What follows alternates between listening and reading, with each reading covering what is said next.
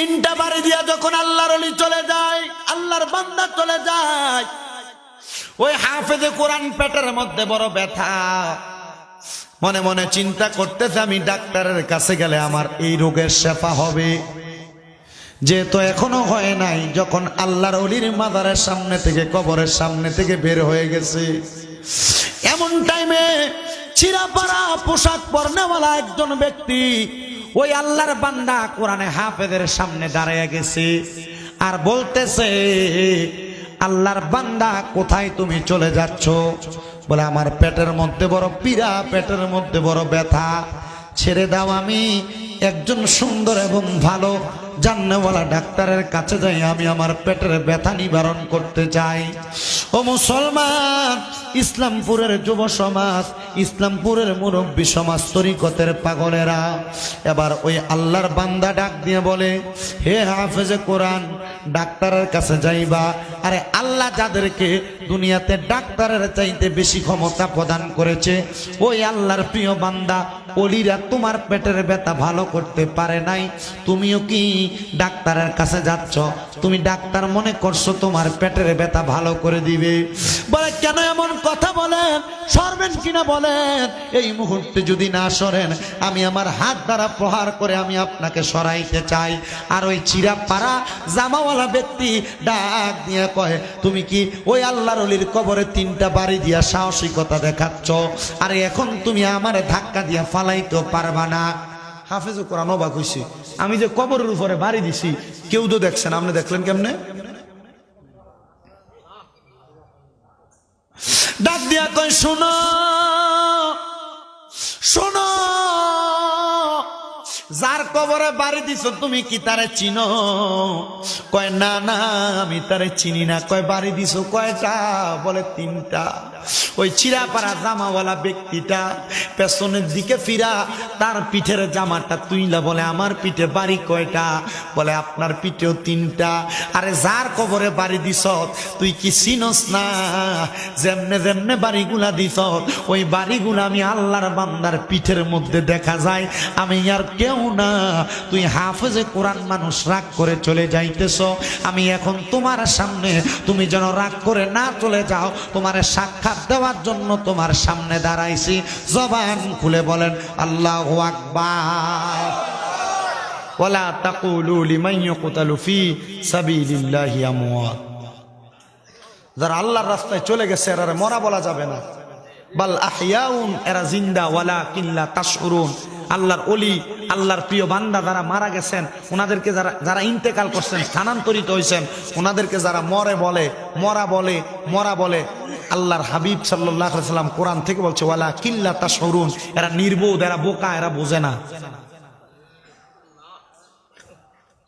আমি এই দেখিলাম সোনার ছবি, আবার যাইয়া দেখি নাই আগে, জানি না তুমি এমন করে ছেড়ে যাইবারে বাগদাদি আগে, জানি না তুমি এমন করে ছেড়ে যাইবারে মুর্শিদ আগে, জানি না তোমার আত্মাতে মিশায়াতা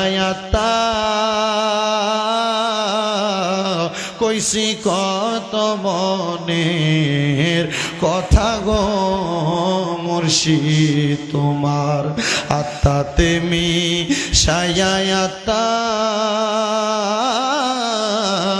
কইতাম কত মনের কথা গো। এখন কার কাছে কই মনের কথা, কেউ নাই আমার আপনা বাগদাদি। এখন কার কাছে কই মনের কথা, কেউ নাই আমার আপনা আগে, জানি না তুমি এমন করে ছেড়ে যাইবার মুর্শিদ আগে জানি না হায় রে একটি বাসায় দুইটি পাখি কত যে আনন্দে থাকি গো এখন তুমি কোথায় আমি কোথায় কাউরে কেবার দেখি না বাগদাদি এখন তুমি কোথায় আমি কোথায় কাউকে কেবার দেখি না আগে জানি না তুমি এমন করে ছেড়ে যাইবার মুর্শিদ আগে জানি না এই দুনিয়া শেষের পরে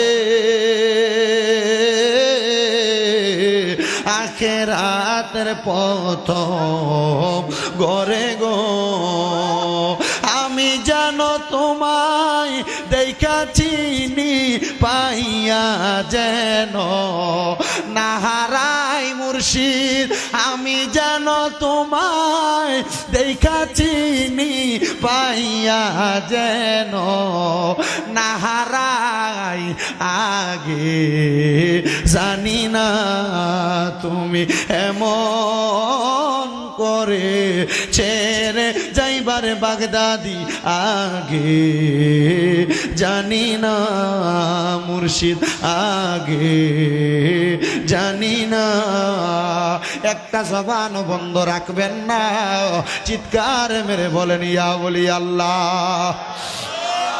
বন্ধুরা রে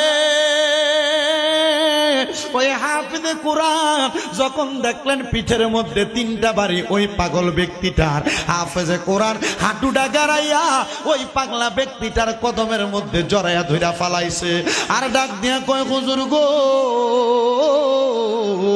ও হুজুর আমি তো আপনারে চিনতে পারি নাই তবে আমার মনে একটা প্রশ্ন গো হুজুর আমি তো প্রথম দিন কোরআন তেলাওয়াত করছি আমার ওসিয়ত মোতাবেক কিন্তু দ্বিতীয় দিন কেন আমার পেটের ব্যথাটা বাড়ছে হুজুর কয় তোর আর কোনোদিন পেটের ব্যথা হবে না আমি এই মুহূর্তে দোয়া করে দিয়া যাই বলে হুজুর আমি আপনার কদম ততক্ষণ ছাড়বো না যতক্ষণ পর্যন্ত আপনি আমার পেটের ব্যথাটার কারণ বলবেন না হুজুর কয় বাবা রে আমরা আল্লাহর ওলিরা আল্লাহর কোরআন রে বড় পছন্দ করি রে আল্লাহর কোরআন তেলাওয়াত রে বড় ভালোবাসি কিন্তু আমার কবরের সামনে কত মানুষ দাঁড়ায় দাঁড়ায় কোরআন পড়ে রে আমার কাছে তোর কোরআন তেলাওয়াতটা বড় ভালো লাগছে যখন তুই প্রথম দিন কোরআন তেলাওয়াত করছো আমার আল্লাহ তোর কোরআন তেলাওয়াতের কারণে তোর পেটের ব্যথাটা ভালো করে দিছে আল্লাহর বান্দা শুনো দ্বিতীয় দিন তোর কোরআন তেলাওয়াতের কথা আমার বড় মনে হয়ে গেছে তখন আমি আমার আল্লাহর কাছে দোয়া করছি আল্লাহ যেই সন্তানটা হাফেজে কোরআনটা আমার কবরের সামনে দাঁড়ায় দাঁড়ায় কোরআন তেলাওয়াত করছে ও আল্লাহ সে যেই কারণে আমার কবরের সামনে কোরআন তেলাওয়াত করছে আপনি ওই ব্যক্তিটারে আরেকবার আমার কাছে আনেন আমার মনে হয় আল্লাহ তোর পেটের ব্যথাটা ওই দিন আরো বাড়াইয়া দিছে দ্বিতীয় দিন তুই আইসা কোরআন তেলাওয়াত করছো এবার তৃতীয় দিন আমার কাছে তোর কোরআন তেলাওয়াতটা আরো বেশি মনে হইছে আমি আমার আল্লাহরে কইছি আল্লাহ গো ও আল্লাহ যেই ব্যক্তি আমার কবরের সামনে দ্বিতীয় দিন কোরআন তেলাওয়াত করছে তার কোরআন তেলাওয়াত আমার কাছে বড় ভালো লাগছে আমার কাছে বড় মজা লাগছে আল্লাহ তারে আরেকবার আমার কবরের সামনে আনো এবার আল্লাহ তাআলা তৃতীয় দিন তোরে আমার কবরের সামনে তোর ওসিয়ত মোতাবেক আনছে কিন্তু তৃতীয় দিন প্রথম দুই দিনের তুলনায় তোর কোরআন তেলাওয়াত আমার কাছে বড় আরো বেশি ভালো লাগছে বুঝছেন বিষয়টা প্রথম দিন তো ভালো লাগছে দ্বিতীয় দিন আরো ভালো লাগছে তৃতীয় দিন এমন ভালো লাগছে তোর পেটের ব্যথা ভালো হয়ে গেছে তুই কোরআন তেলাওয়াত বন্ধ করে যখন কোরআন শরীফ রেখে দিবা আমি আল্লাহর কাছে কইছি আল্লাহ আমি তো এই কোরআন তেলাওয়াত আমার কাছে বড় মজা লাগছে আল্লাহ এই ছেলেটার পেটের ব্যথাটা আপনি আরেকটু বাড়াইয়া দেন আল্লাহ সে যেন আমার কবরের সামনে দাঁড়ায় দাঁড়ায় কোরআন তেলাওয়াত করে আল্লাহ তো আল্লাহর কোন ওলিদের কথা ফিরায় না আল্লাহর খাস বান্দাদের কথা ফিরায় না আল্লাহর নেককার বান্দাদের কথা ফিরায় না। আল্লাহ এমন কবুল করছে, তার পেটের ব্যথা নগদে বেড়ে গেছে। আল্লাহর ওলি বলে, আমি বুঝি নাই রে, আমার এই দোয়াটার কারণে তুমি কোরআন তেলাওয়াত বন্ধ করে দিয়ে আমার কবরের উপরে 3টা বেতের আঘাত করবে। এ আল্লাহর বান্দা শুনো, এই 3টা বেতের আঘাতের কারণে আমার অন্তরের ভিতরে বড় আঘাত। এই আঘাতের কারণে আমি আমার আল্লাহ তাআলার পক্ষ থেকে অনুমতি পাইয়া আমি তোমার সামনে আইসা দাঁড়াইলাম। আর কোনোদিন আল্লাহর কোন বান্দার কবরের উপরে আঘাত করবা না। আরে নবীও শিক্ষা দিয়া দেয়, তোমরা কবরের উপরে হাঁটবা না, কবরের উপরে বসবা না, কবরের উপরে নামাজ পড়বা না। এই 3টা কাজ থেকে তোমরা বিরত থাকবা। এ আল্লাহর বান্দা, তুমি তো আঘাত করেছো, তুমি তো মারছো, আর কোনোদিন কোনো আল্লাহর বান্দার কবরের উপরে আঘাত কইরো না। কারণ কোন বান্দা কবরে কোন পুঁজি নিয়ে যাইয়া আখিরাতের ধনে ধনী হইয়া গেছে এটা কেউ বলতে পারে না। এবার আপনারা বলেন, আমরা সবাই আখিরাতের ধনে ধনী হইতে চাই কি চাই না? আল্লাহ যেন আমাদেরকে আখিরাতের ধন দ্বারা ধনী বানাই করে পড়েন আল্লাহুম্মা আমিন। আল্লাহুম্মা সাল্লি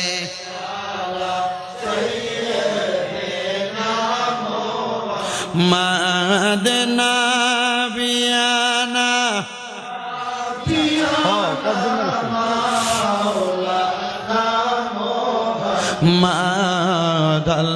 মাদাল্লাহুম্মা মঈনুদ্দিন লা সাইয়্যিদিনা মুহাম্মাদ নাবি জুরে শাফিয়ানা মাওলানা মুহাম্মাদ আল্লাহুম্মা সাল্লি আলা সাইয়্যিদিনা মুহাম্মাদ নাবি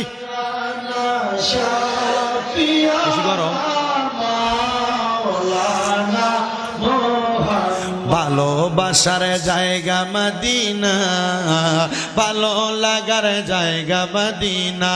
বলেন ভালোবাসার জায়গা মদিনা, ভালো লাগার জায়গা মদিনা।